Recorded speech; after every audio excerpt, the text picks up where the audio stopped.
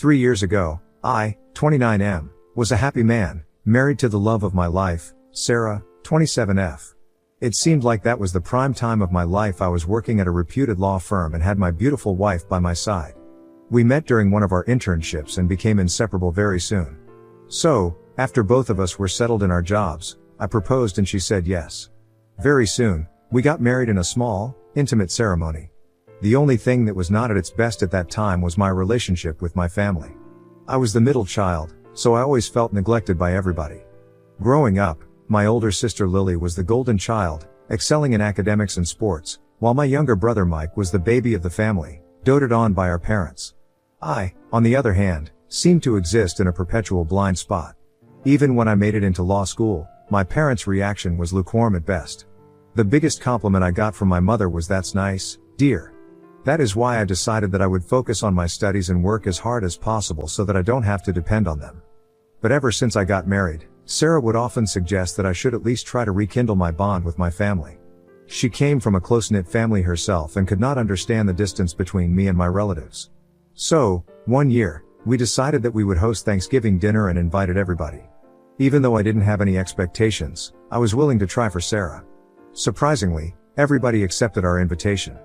On that day, Mom, Dad, my sister Lily and her husband, and my younger brother Mike arrived. My mom and dad initially did the same thing they had always done, being judgmental of everything I did. But after a while, they dialed it down when they saw how hard my wife and I worked to please them. Sarah was trying her best to mingle with everybody, especially my brother Mike. I didn't pay much attention to it, thinking that it was nice that they were bonding. The evening progressed, and for once, I felt a glimmer of hope. Maybe Sarah was right. Maybe things could change.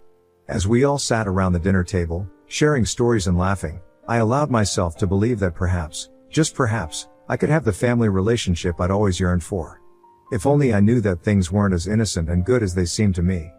Fast forward a few months, and I started noticing subtle changes in Sarah's behavior. She became distant, often distracted and lost in thought. When I'd ask about her day, she'd give vague answers before changing the subject. I chalked it up to stress at work and didn't push her to open up. Sarah had recently taken on a high-profile case at her firm, and I assumed the pressure was getting to her. I tried to be supportive, taking on more household chores and surprising her with her favorite meals. It wasn't until I accidentally stumbled upon a series of messages on her phone that my world came crashing down. Sarah had left her phone on the kitchen counter while she was in the shower, and it kept buzzing with incoming messages. Concerned that it might be an emergency from work, I glanced at the screen. What I saw made my blood run cold. She and Mike had been texting each other nonstop, and the nature of those messages made it clear that they had crossed a line. They were having an affair. Confronting Sarah was one of the hardest things I've ever had to do. She broke down and confessed that she and Mike had developed feelings for each other, which they had acted on. According to her, she started talking to him because he seemed like the favorite child and she thought my parents would like her if Mike put in a good word for her. Apparently, this was her way of proving herself to my family. I felt humiliated, angry, and utterly shattered. The next few days were a blur. I moved out of our shared apartment, unable to bear the sight of her. I was mentally replaying every interaction between Sarah and Mike, searching for signs I might have missed. I even tried to reason with Sarah, to understand her logic, but she refused to talk to me. Each time I called I was met with a voicemail message. What hurt even more was my family's reaction. Instead of being shocked or disapproving, they welcomed the idea of Sarah and Mike dating with open arms. They told me that they would stay neutral in this situation, which angered me the most, because what could ever justify this? My parents, who were judgmental of every step I took since I was a kid, were somehow okay with this. In fact, they seemed weirdly excited about the prospect. I even remember my mom saying that it's for the best and that at least this way, Sarah will still be part of the family. It was clear that they were more inclined to support Mike and Sarah, seeing their relationship as a sign of true love rather than betrayal. The divorce proceedings were quick and painless, at least on paper. Sarah didn't want anything from me, which was honestly a relief. I couldn't bear the thought of prolonged legal battles, of having to see her face across a courtroom. Within months, she and Mike were engaged, and the family was buzzing with excitement about the upcoming wedding. I felt like a 12-year-old kid again, alone and misunderstood in his own family. The betrayal cut deep, not just from Sarah and Mike, but from my entire family who seemed to think this was perfectly normal behavior. On the day of their wedding, I packed my bags and left town. I didn't leave a note, didn't say goodbye. I simply disappeared from their lives. I moved to a different state, changed my phone number, and cut all ties with anyone who might connect me to my past life. It was a drastic move, but it felt like the only way to preserve what was left of my sanity. For the last 3 years, I focused on rebuilding my life. I threw myself into my work, taking on challenging cases and building a reputation as a formidable attorney. I made new friends and even started dating again. Slowly, the pain began to dull, and I started to feel like myself again. I thought I had finally put that chapter of my life behind me. My new life was good, not perfect, but stable and fulfilling in a way I hadn't thought was possible after everything that had happened. But life has a way of throwing curveballs when you least expect them. Out of the blue, I got a call one day, and even though the number wasn't saved in my contacts, I recognized it immediately: my mother's cell phone. I did not answer the call. I was not about to let them destroy a life that I had built for myself all over again. It was very clear by now that any call from family meant bad news. But Mom wasn't accepting defeat either. She would bombard me with calls and voice messages. Each missed call felt like a ticking time bomb, threatening to shatter the peace I had so carefully constructed. Eventually, I gave up and picked up the call. Mom was on the other side, and her tone was weirdly chirpy, as if nothing had ever happened. She asked me how I was doing, and where was I exactly, and mentioned that the family missed me. Like that would ever happen. To an outsider, this might seem like a normal conversation, but knowing my mother, this was anything but typical. She was never one to be lovey-dovey with me. Our interactions had always been more practical, bordering on cold. So, her sudden warmth felt bizarre and definitely not genuine. I cut her off, demanding to know why she was calling me after all this time. She tried to evade my question, insisting that I should come home for dinner to discuss things in person. The mere suggestion of returning to that house, the scene of so much betrayal and pain, made my stomach turn. I firmly told her that whatever she needed to say, she could do it over the phone. There was a pause on the other end, and then she dropped the bombshell: Mike was in serious trouble. She explained that he had developed a gambling problem and had accumulated significant debts. In a desperate attempt to cover his losses, he had embezzled money from his employer. The police were now involved, and he was facing criminal charges. My family was in turmoil, and they didn't know where to turn. So, they were asking for my help, given my legal background. After hearing this news, on the one hand, I felt like this was just karma, and he had this coming for a long time. The same brother who had betrayed me was now seeking my help, the help of the family member they had all but erased from their lives. But another part of me was concerned about my little brother. Despite everything, he was still family. I couldn't help but find it ironic that the only time my family remembered they had another son, one they hadn't contacted in 3 years, was when their favored son was in trouble. It was as if I was nothing more than a tool to them, a means to an end. I felt a bitter satisfaction in knowing that they needed me, but I also felt the weight of the decision before me. Could I really turn my back on my family, even after everything they had done? Anyway, when Mom was done explaining everything, I simply said that I would think about it. She even asked me where I was exactly, and Mike could come to me. But I was not going to tell them my whereabouts so that they could knock at my door at every minor inconvenience. When that didn't work, she began to cry on the phone, practically begging me to help my brother. Her desperation was palpable, and despite everything, it tugged at my heartstrings. I reluctantly told her I would see what I could do, and then I hung up, feeling the weight of the situation pressing down on me. A week later, against my better judgment, I found myself standing in front of my childhood home. It felt surreal, almost like stepping back into a past life. Every fiber of my being wanted to turn around and leave, to find any excuse not to go back into that house. But I had made a commitment, and I needed to see it through, if only for my own peace of mind. When Dad opened the door, he looked like he was surprised that I actually came. I sat down, ready to discuss the case, eager to be done with this uncomfortable reunion as quickly as possible. I explained all the details to Mike and made it clear from the start that while I would help them find a competent lawyer for Mike, I would not be personally handling the case.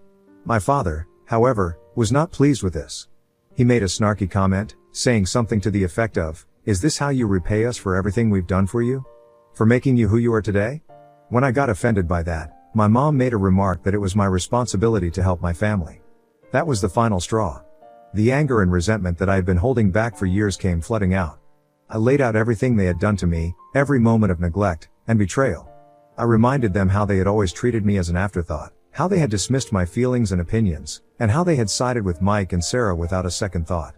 I told them how their actions had left me feeling isolated and unloved, and how they had backstabbed me my whole life. My family looked shocked as if they had never considered how their actions had affected me. But at that moment, I didn't care. I was done trying to make them understand, done trying to seek their approval or love. Without waiting for a response, I stood up and stormed out of the house. Mike and Mom probably ran after me, but I was too angry to care. Even though this confrontation was painful, it also gave me a strange sense of calm.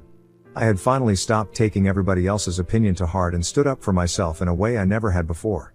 I did not care anymore about what Mom and Dad thought of me or what happened to Mike, because whatever they might go through, they had it coming. My phone was flooded with voice messages after that, and I knew that it was either Mom or Mike, offering their insincere apologies and pleading for my help. I ignored them all. I was determined to stay firm in my decision to maintain my distance. But days later, I got a call from another number, and I picked up, thinking that it could be work-related. But no, it was Sarah, my ex-wife. She started by apologizing, saying she was sorry for everything that had happened between us. It was the same kind of elaborate apology I had heard from my family, full of regret and self-pity. Sarah went on to explain that Mike was in deeper trouble than I might realize. She claimed that he had gotten involved with some very dangerous people through his gambling habit and that the embezzlement charges were just the tip of the iceberg. According to her, if Mike didn't get out of this mess quickly, he would sink even deeper, potentially facing much more serious consequences. She pleaded with me, saying that as a lawyer, I was his best chance of navigating this legal mess. Sarah's plea was that I step in and help Mike, not just for his sake but for the family's. She argued that despite everything, we were still connected, still family in some way. She asked if I could find it in my heart to set aside the past, at least temporarily, to help them through this crisis. The idea of helping Mike, after everything, felt both right and wrong. Was it worth risking my own well-being to save someone who had betrayed me? And so, here I am, looking for any possible guidance from you guys. My family, who once ignored me, now needs me more than ever. But is it my responsibility to do so? Am I being selfish by wanting to stay out of it, or am I justified in protecting myself? Ida for refusing to help my brother and family, even though I might be he only one who can? Update 1. Hi everybody. First and foremost, thank you to all of you who left supportive comments. You have no idea how helpful this has been in this difficult time. Some things have happened since I posted my story, so just wanted to update you guys. After a lot of thinking, I decided that I would help Mike through this case. It's not about winning favor with Sarah, nor am I doing it for my parents' approval, because I have accepted the fact that it is not possible to satisfy them. It's about doing what's right as a lawyer and a human being. At least this way, whatever happens to Mike, I can say I did my part. I'm still standing by what I said earlier to my family. I won't be fighting this case in court. Instead, I reached out to a friend from my old firm to be the lead attorney, while I assist him with research and investigation. I made it clear to everyone involved that my role is strictly professional. This isn't about reconciling or patching things up, it's about ensuring Mike has a fair chance in his legal battle. As we dug into the case, it became apparent that Mike had gotten himself into a mess with some pretty shady characters. From what we gathered, he got caught up in gambling debts and, in a desperate attempt to get out of it, started embezzling funds from his employer. The situation was grim, but not entirely without hope. One thing working in Mike's favor was that the people he was involved with weren't exactly law-abiding citizens either. There was plenty of dirt on them that could be useful in building a defense. The days since have been a whirlwind of meetings, research, and strategy sessions. We've been working tirelessly to piece together a defense that could decrease some of the charges. Mike has been cooperating with the authorities, which is crucial for potentially reducing his sentence. He's showing a willingness to make things right, not just legally, but also within our family. There are moments where I see genuine remorse and a desire to change, but it's hard to tell if that's enough to turn things around. While working on the case, I've had to interact with my family more than I'd like. My parents seem to think that my involvement means we're all on the road to some big reconciliation, but I made it clear that's not the case. Sarah, too, has been hovering around, offering to help in any way she can. It's awkward, to say the least, but I keep reminding myself that I'm here to do a job, not to mend broken relationships. The more we uncover, the more complicated the situation seems. It's clear that Mike was way over his head, and whether he realized it or not, he made some terrible decisions. But seeing him in this vulnerable state, trying to fix his mistakes, stirs up conflicting emotions. Despite all this, I'm not letting myself get drawn back into the family drama. I've been careful to set boundaries and make sure that my involvement doesn't extend beyond the legal aspects. There have been moments where my parents and Sarah have tried to pull me into emotional discussions about the past, but I've managed to steer clear of those traps. They've expressed a desire to rebuild our relationship, but I'm not ready for that. I'm still processing everything that's happened, and it's going to take time to even consider opening that door. Right now, my focus is on the case and ensuring that Mike has the best possible defense. While I'm not ready to forgive and forget, I'm also not interested in holding on to bitterness. My priority right now is to help Mike navigate this legal storm, and then continue focusing on my own life. There's a long road ahead, and the outcome is still uncertain, but I know I made the right choice in getting involved, if not for them, then for my own peace of mind. Thanks again for all your support. It means more than you know. I'll keep you posted as things progress. Update 2. Hi everybody. Hope you're all doing well. I saw many questions regarding Mike's case and what exactly had he done, so here it is. Of course, I can't share everything, but I'll try to include the key details to give you a clearer picture.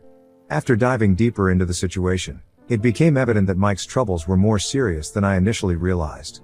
Mike had racked up considerable gambling debts, and to recover from his financial losses, which led him to borrow money from some shady characters. To cover these debts, he started embezzling money from his employer. This wasn't just a case of stealing from petty cash. Mike was manipulating financial records, creating false invoices, and transferring significant sums into accounts under his control. Initially, he managed to keep it under the radar, but as the amounts increased, so did the risks. The company's internal audit team eventually caught on, uncovering the loopholes that led to a thorough investigation.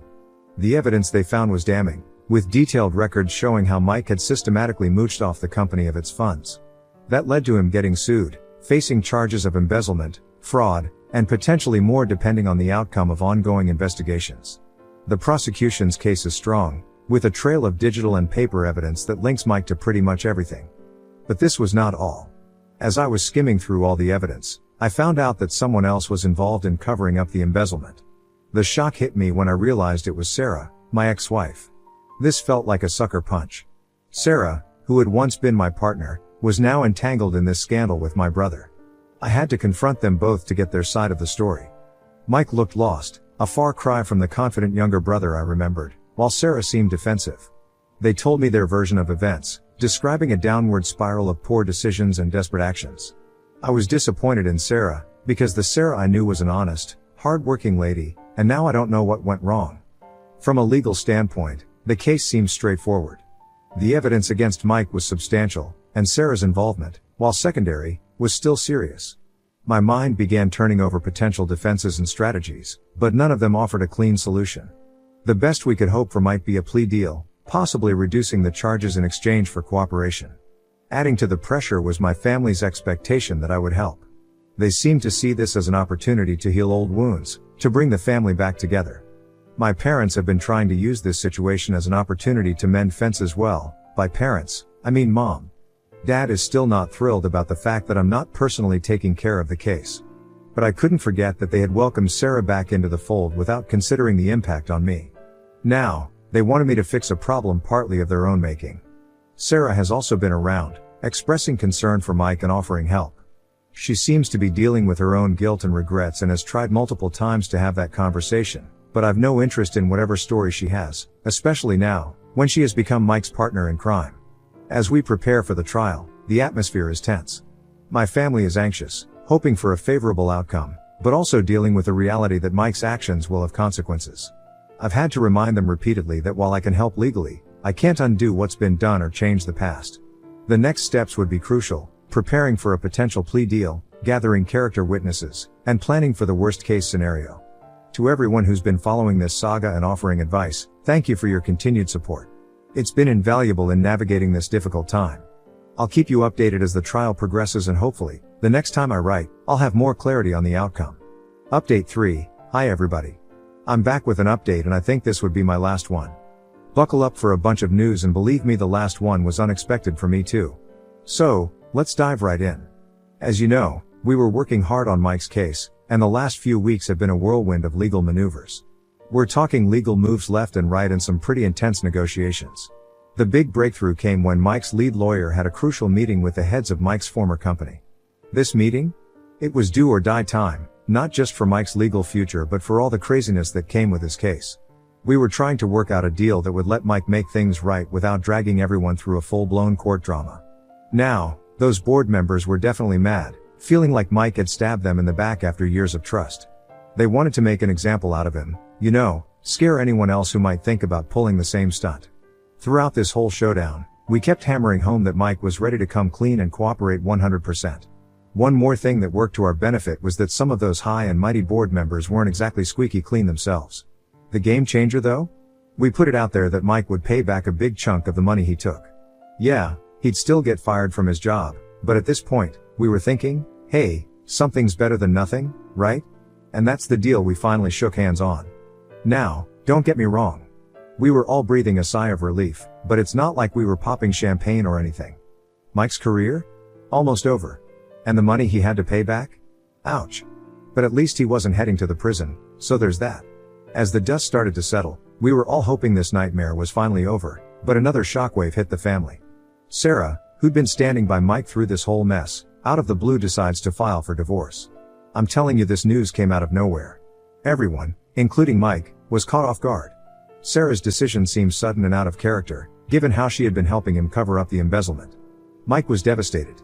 Poor guy thought they were in this together, that facing the consequences of their actions would somehow bring them closer. Instead, it seemed to drive a wedge between them and blew them apart. We couldn't figure out exactly why Sarah was bailing, but it seemed like the weight of the scandal, plus all the money and social drama heading their way, was just too much for her to handle. For me, Sarah's decision was just another crazy turn in this wild story. The irony wasn't lost on me, either. When Sarah cheated on me way back then, she kept saying Mike got her like no one else could. But now, when he's at rock bottom, she's packing her bags again. After she dropped the divorce bomb on everyone, she actually called me up, asking if she was doing the right thing and apologizing, again. I just told her straight up that it was her call, and I'd rather not get mixed up in all that. Now, don't think for a second that I was feeling sorry for Mike. Like I said before, this was karma doing its thing. He should have known that after all the crap he put Sarah and the family through, things were bound to fall apart sooner or later. That's why when my sister Lily tried to get me to talk Sarah out of the divorce, I was like, no way that was happening. I mean, come on, why would I want to chat with my ex-wife about her splitting up with my brother? Talk about awkward. With all the legal stuff wrapped up and the personal drama still unfolding, it was my time to distance myself once again. My work with Mike and Sarah was done. They would have to face the consequences of their actions and decisions on their own. I couldn't fix everything, and honestly, it wasn't my job to do so. It was time to get back to my own life, you know? Focus on my career and taking care of myself. So, I packed my bags and left without telling anyone because I knew my mom and dad wouldn't react well to it. As I left the family home, I felt a sense of closure. It wasn't a happy ending or anything, far from it. Nobody really came out on top in this situation. It was more about lessons learned and relationships either patched up or totally destroyed. For me, this whole experience drove home how important it is to set boundaries and how complicated family ties can be. Sometimes, no matter how good our intentions are, old issues can pop up and mess with our sense of duty and who we are. Walking away, I knew I'd done what I could. I'd helped out with the legal stuff and, in a way, provided some emotional support, even if it was from a distance. Now it was up to Mike, Sarah, and the rest of the family to figure out the next part of their lives. As for me, I was ready to turn the page and move on, taking all the lessons I'd learned with me into whatever comes next. And you know what? I finally figured something out through all this mess. I don't need my family's gold star to feel like I've accomplished something. I stepped up when things got rough. I did what any decent person would do. I probably went above and beyond, to be honest. So I think I'm officially done seeking their approval. By the way, I am so grateful to all of you for staying with me throughout this chaos. Your support was a godsend during this difficult time. Love y'all.